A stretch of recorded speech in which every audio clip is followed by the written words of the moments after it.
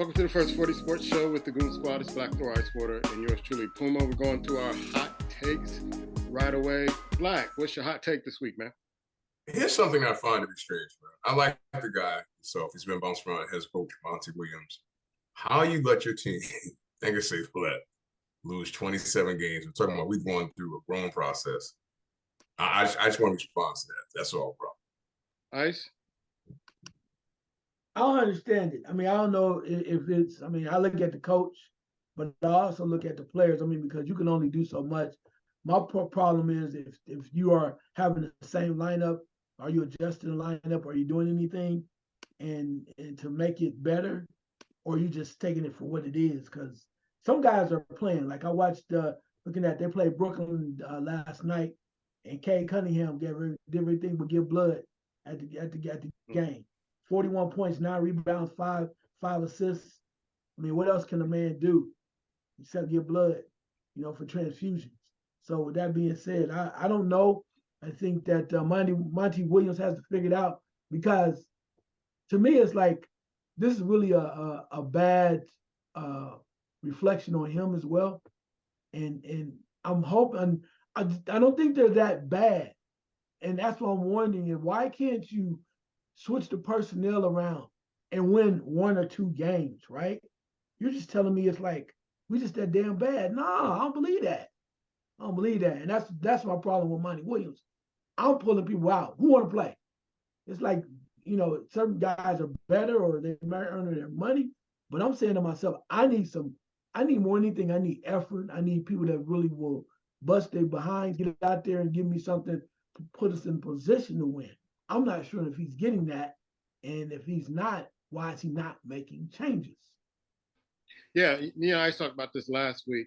To me, watching some of their games, it's attitude. You can see the attitude of some of the players. They just don't want to be out there, and they're not really committed to win. And so if I was Monty Williams, I would make those changes. Also, I'd make some trades. I would start cutting folks and getting folks in that wanted to play. I'm pretty sure there's some guys out there that are tradable and want to come in and play for a team. Guys that have been out the league for a minute, just get them in there and say, "Hey, I need you in here to come in and stop the bleeding at this particular point," because they probably already set the record at this particular point about consecutive losses. You can't get much worse than this. So start launching some of those players. If they don't want to play, get them out of there. Make some trades. If you have some trade bait, you get some draft picks. Do whatever you got to do. Sit some players down. But to me, it's all about attitude. You can see the attitude of some of the players. They're not even trying. They're not even trying. They're not playing defense. They're not buying into what he's trying to do. I would look at that route, because at this particular point, fingers are going to start pointing at Monty Williams and saying, "Hey, you're the reason why we're losing." So if you can't get it out your players, trade, bench some players, put a fire under some players, sit them down, sit them out, do what you got to do, and try to get somebody in there, some players, some veterans, whatever, that want to play, and get them in there and start winning some ball games. I think you hit the nail on the head. You might not hit it exactly like I'm going to say it, but Russ Monty Williams, bro. They don't respect him. They're not buying in. So he's got to go. He's got to go. He should have probably went maybe 10 games ago. I'm going to give you an example. Houston Rockets last year weren't any good. Same team basically. Look at Houston Rockets this year with coaching. Look at the difference. Monty's down there. That team has been in the lottery for the past how long? You should have some good draft picks on that team playing, boss. It's your job as a coach to get them to go out there and perform. And so when you're down, he has to ask. I heard his mind say this attitude, like, well, you know what? We're just growing. That's not growing. That's not growing. Losing 26. No, that's they're not paying attention. Like you said, they don't have the right mindset. They don't care. And it's your job to make them care and want to go out there and play. If you can't do it, someone else got to come in. And I like Monty. Don't get me wrong. I know he's been through some things, losing his wife, some other type of things. But, bro, you're just not cut out to be the coach of that team. Honestly, seriously. These are professional men. If they can't be professional, if you can't get to them, someone's got to come in. So let someone else come in. But I think it's him. I really do, man. I think that he's a nice guy. I says it all the time. Nice guys finish last, man. You look at what homeboy did for the Boston Celtics going down to Houston, Texas. Come on now. And I think they might be more talented than the Rockets, but you wouldn't know it because they're not getting coached. And I think they decided a long time ago, we don't like him. You don't care for him, we don't like him. Yeah. All right, Ice, your hot take. Yeah, my hot take is I'm gonna go right to Denver, man. I know I picked Denver this week, but I still got to go over there because the one thing that really shows you what people say and what they mean are two different things. I think because they asked Sean Payton about benching Russell Wilson and what he said, why he did it, and he says right now I just think Jared Stidham puts us in the best place to win, the best position to win. I'm like, okay. So that's my take. I want to know what you guys think about it because even if you say Russell Wilson's struggling, they're 1-3 in their last 4 games. He still has passed for 3,000 yards, 26 TDs, and 8 interceptions. Could be a lot damn worse. Your thoughts? Black? I think when you come into a situation, I'm not trying to give excuse to the head coach, but you come in a situation where, you talked your way into getting this job, you got to get results, bro. New ownership is looking at what they're paying this quarterback. And I'm going to tell you, man, I got nothing against Russell Wilson. I don't. But he walks around with this air about himself like he's one of the top quarterbacks in the league. You haven't been that, Russ. In my opinion, you've never been that. But when I watch him play, it's not the interceptions. It's decision-making, bro. His decision-making at time to time. I was talking to my son a little while ago about this. I watched the game 3 weeks ago. Of course, I picked them when they lost. They came back. I think they was playing the Washington Commanders, if I'm not mistaken. They came back. There's now like 2 touchdowns. They came back. You in the red zone. Less than 2 minutes to go. He throws the ball. 2 errant passes. The second pass he threw, the guy was double teamed. Any skilled quarterback, you got 2 more chances to score a touchdown. Why are you throwing the ball up for grabs in a double team situation? You've been in the league too long for that. So realistically, if you're watching this in and out, yeah, you're pissed. You're pissed. And guess what? The people that port that team, they're looking at you as the head coach. What are you going to do about it? What are you going to do? So he's trying to take heat off himself because he came in, yeah, I can get Russ to play better than when he played last year. He did all this yapping, and it's not happening. Now, I'm not saying the next person is going to be better, but Russ has not played up to Russ' capabilities. And trust me, he thought all that crap in Seattle, he ain't done jack in Denver. You can like him, but the tape don't lie. Yeah, I think this was a bad matchup with coach and quarterback. I don't think Sean Payton wanted Russell Wilson at all. I don't know if that was part of the deal that he had to keep him and try to make him a quarterback that he was in the past. But I just thought this was a bad matchup from the beginning. And a lot of people thought that when Sean Payton came in, that Denver would turn it around immediately. He came in talking smack about the previous coach and all this other stuff, and then find himself in a worse position. He's a Bill Parcells, protege. You can't coach that way anymore, bro. You just can't. It doesn't work for these young guys. And I know you want to be the hard-nosed coach and everything, but it's a different animal out there. It's a different generation out there. They don't respond to that Bill Parcells kind of rah-rah, bringing your self-esteem down and all that. They just don't respond to it. So that's why I kind of felt that this was going to be a bad matchup. And I was right. Ice? Yeah, I mean, and Sean Payton trying to be all the Bill Parcells type by going after Russell Wilson and screaming at him and pointing at him. Totally disrespect. And you can do that, but it's like you're not going to get no better than that. I mean, I want to see what Jared Stinson is going to do. I think the defense is going to rise up. But all I wish they would do, and he won't say it because his Blackthorn said he's trying to keep his job, but let's keep it 100. You say that he put the other quarterback puts you in a better position to win. But to me, it's all about financial flexibility, right? Right now, they're on the hook for Russell Wilson for $39 million for next year, 2024, no matter what happens. But if he plays and gets hurt or whatever like that too, before March 2024, they'll be on the hook again, guaranteed, for $37 million in 2025. So that's what they trying to do. They trying to make sure he don't put him out there, he get hurt, and then they hook for 2 years. When you say what you want to about it, well, we're going to be better, whatever. End of the day, they're like, we got to get the hell out of here. We got to get rid of him. We're already going to have to pay him 2024. We're going to release him, move on to something else. But I'll be damned if we're going to be on for 2025. Ain't nobody talking about that, though. But you got to be honest about it. They're trying to cut their losses. And if he get hurt, before March, even if he slip on a towel or something, they stuck. They stuck. I'm just saying. That's a lot of money for the next 2 years. Yeah. Make sure you all check out our NFL Pick Show right on this channel. But we're going to get one takeaway from last week in the NFL. Black, give me your one takeaway last week. Now, I'm going to tell you something. His numbers may not always be up there, 3,000, 300 passing yards, whatever. But there's no one, when I say this, there's no one that takes over a game better than Lamar Jackson, bro. That's all you gotta know. That when I say it can have an impact on the game, like Lamar Jackson, because I'll be honest with you, man. Sometimes they do those quarterback runs. I'm like, wow. But then when he starts moving and people are falling down, you're like, I see why. I see why, man. Because that cat, could you imagine? I don't care how great of a shape you're in, chasing him for 4 quarters, bro.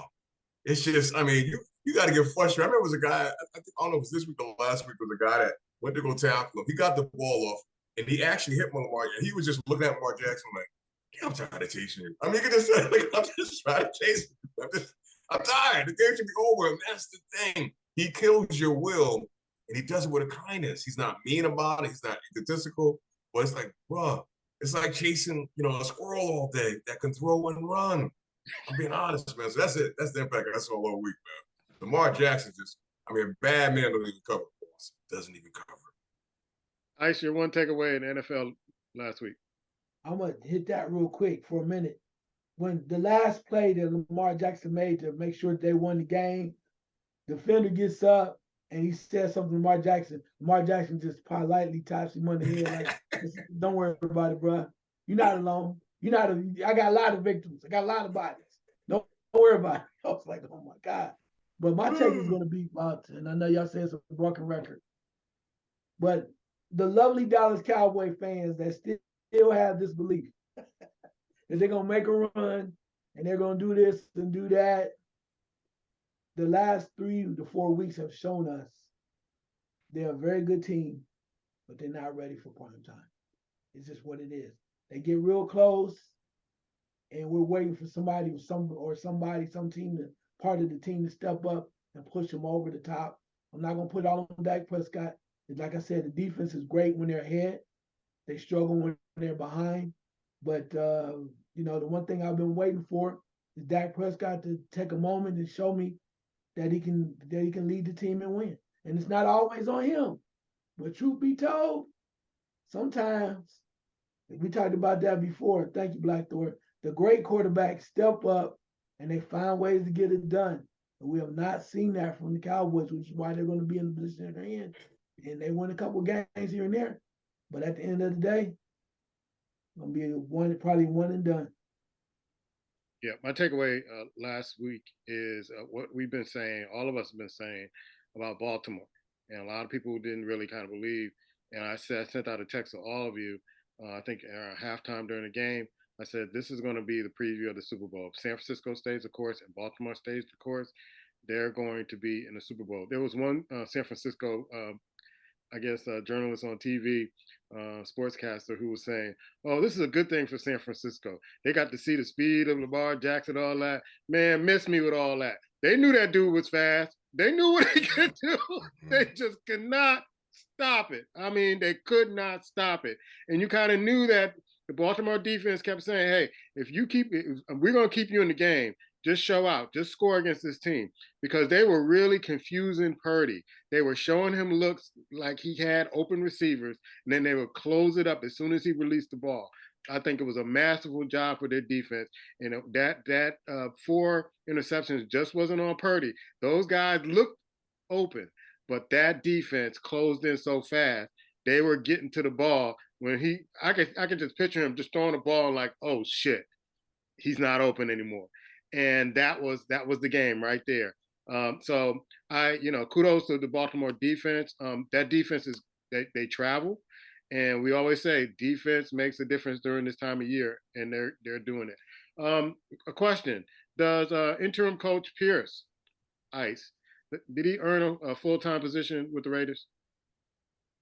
Man, I don't know, because there's going to be a few folks out there after this year Depends on what you want. I mean, if you're realistic about it, and the only thing that's gonna really hurt him is the experience, lack of experience, right? I mean, he really has not been a head coach from that level. But the way that he's able to get these guys to play hard for him, but can that translate into next year? If you beat the Colts and you beat Denver and you get a chance to make it, if they get close to make the playoff, I say yes. You're not gonna give me no 9 long-term contract. But if they make the playoffs, yes. If not, probably not. Black, they talk about bringing Gruden back. Yeah, I don't see that. I don't see that happen. I'm not sure the league's gonna allow that to happen. Right. I will say this though. He has done enough, in my opinion. The coach before the interim coach, they had a longer than enough. But the problem with Davis is that he likes to make a splash, bro. You look at what the WNBA he brought over the head coach, and it's worked out well for him. He thought by getting the Patriots head coach was going to be a splash. So he likes to make a splash, and that's the one thing this head coach is not. He's not a splash. And I'm going to tell you something. If Harbaugh's people from college, Michigan, picks up the phone and call him, he has that job is all his. It's all his, bro. It's all his. If I'm not mistaken, I think they said he's talked to San Diego, the LA Chargers already. So as people talk to them. But if he calls Mark Davis, it's on, bro. Whatever he wants. Whatever he wants. That you probably build him a hotel on his name, bro.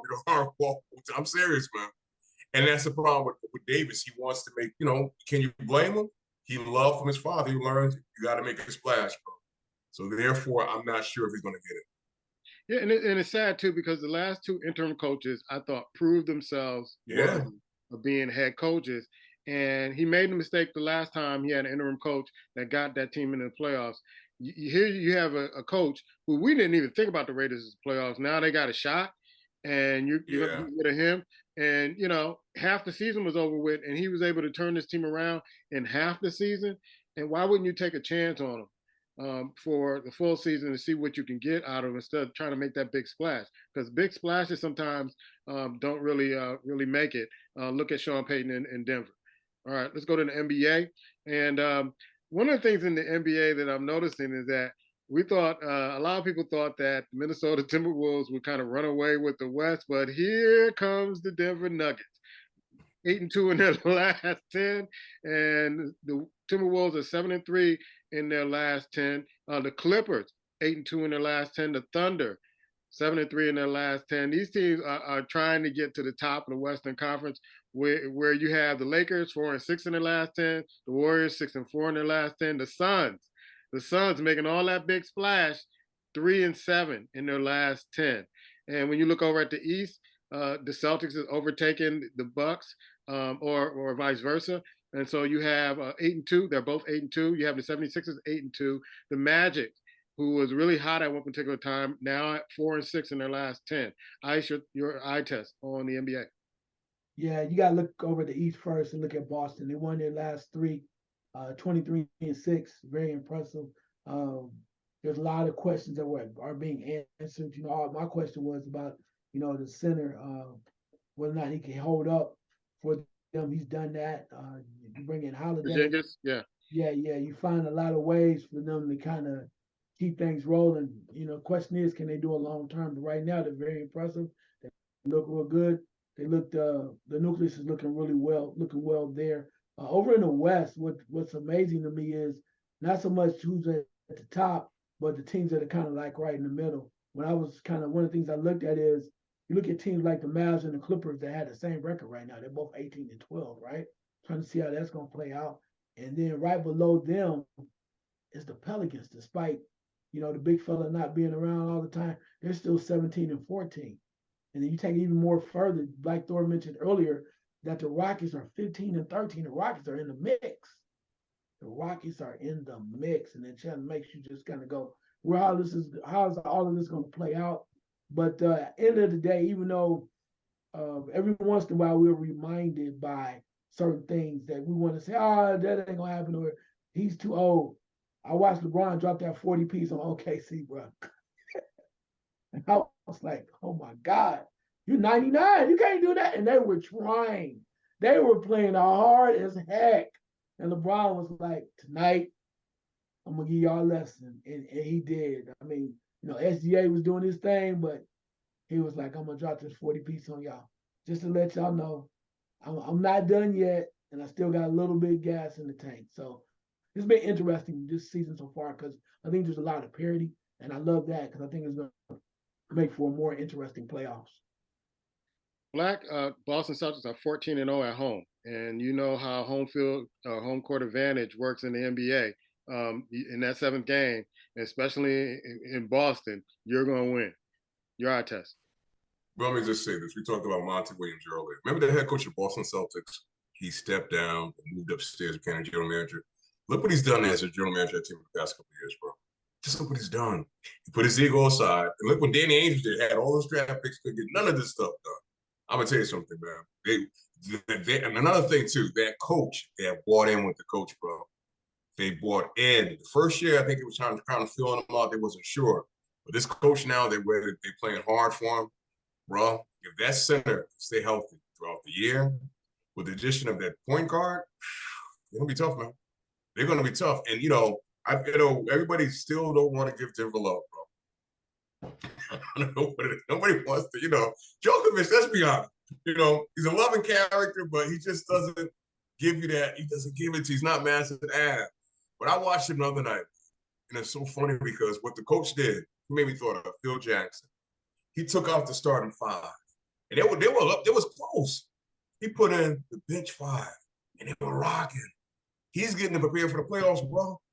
He's getting them prepared for the playoffs. So my point is, when the playoff time comes, that team is so deep, and nobody's talking about how deep they are. They're like, Djokovic, you all get on Djokovic and the rest of them.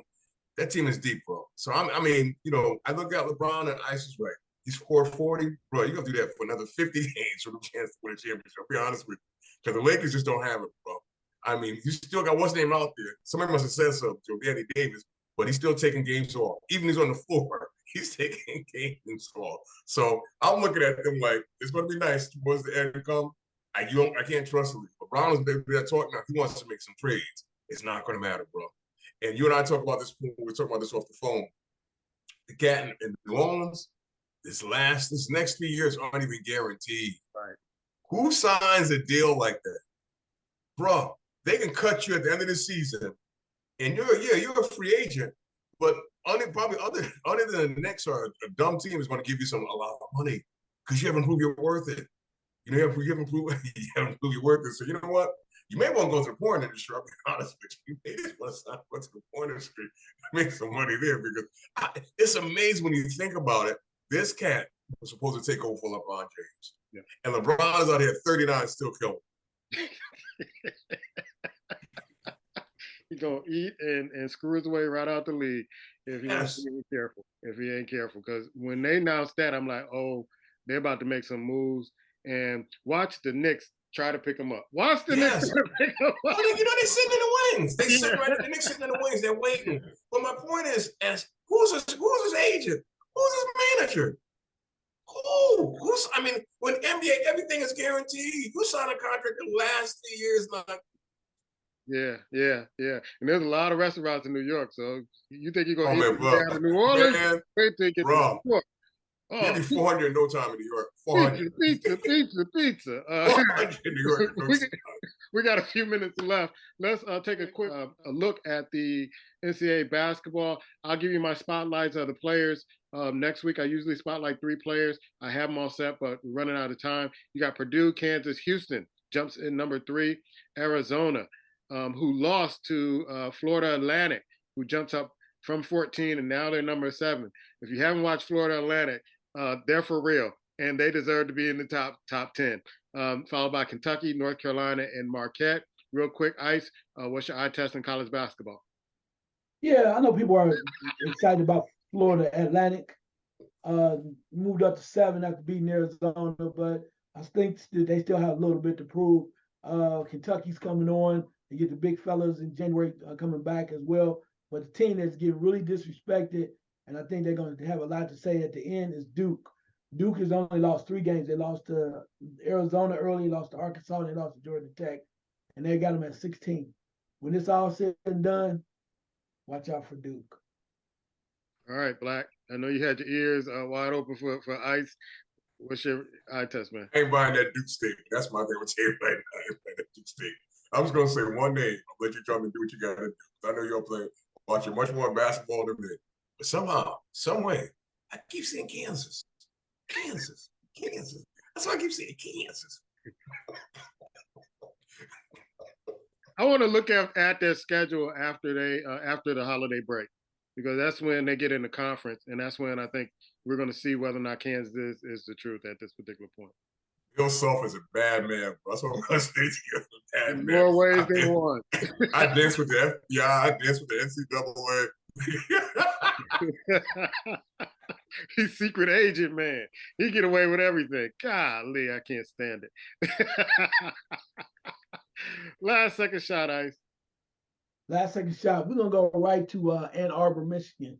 So here's the thing: a lot of stuff going on from the standpoint of the Chargers and NFL are looking desperately at this man to take over for Harbaugh, take over with the Chargers. And the thing is, though, last year when he was snooping around looking at the NFL, the job he wanted was the Chargers. Now they're saying the Raiders might be involved too, but in Michigan is already putting out there that they're going to give him like a 10-year contract, a guaranteed contract. But the stipulation is that he can't apply for any 20 jobs in 2024. Mr. Harbaugh has a lot on his plate to think about, but a lot is going to have to do whether or not that NCAA violations are coming down, or whether or not he wants to deal with that anymore, and whether or not they do anything in the playoffs. And if you go to the NFL, no harm, no foul. It's going to be very interesting what's going to come down, I think, in the next 3 weeks with Michigan football and Mr. Harbaugh and what he decides to do. All right, Black. He's gone. I'm just going to say that right now. He's gone, man. I'm saying it right now. He's gone. He's gone. I mean, Michigan was nice. He's gone. Ain't no way to where you come back and facing allegations. What are you going to come back for? What for what? You in the top 4 right now. You're not going to do any better than that. Win it, and if not, go to the NFL. I'm going to say this, man. Philly need to really kind of get this self prepared, because you got a guy that basically touched the NFL player. The NFL said, you know what? You're going to sit him down. Now you're trying to appeal it. Come on, man. Sometimes you just got to do the right thing, bro. Find someone else. You don't have to have him. I know he's well below the case may be. He stepped out of bounds. He deserved to be smacked down. That's what he got. Yeah, he don't play no football. Who want to see him? All right. All these football players who got podcasts, the Kelsey brothers, Micah Parsons, get off the podcast and start concentrating on football. Y'all are struggling. Watch more film. Get off the podcast. It ain't helping you. You talking junk, and the teams you talking junk about are kicking your ass the next Sunday. Get off the podcast. Do it all season. Don't do it during the season. You're not doing yourselves any favors. That's our show. We'll check you out next week. Peace. Cat, baby, cat.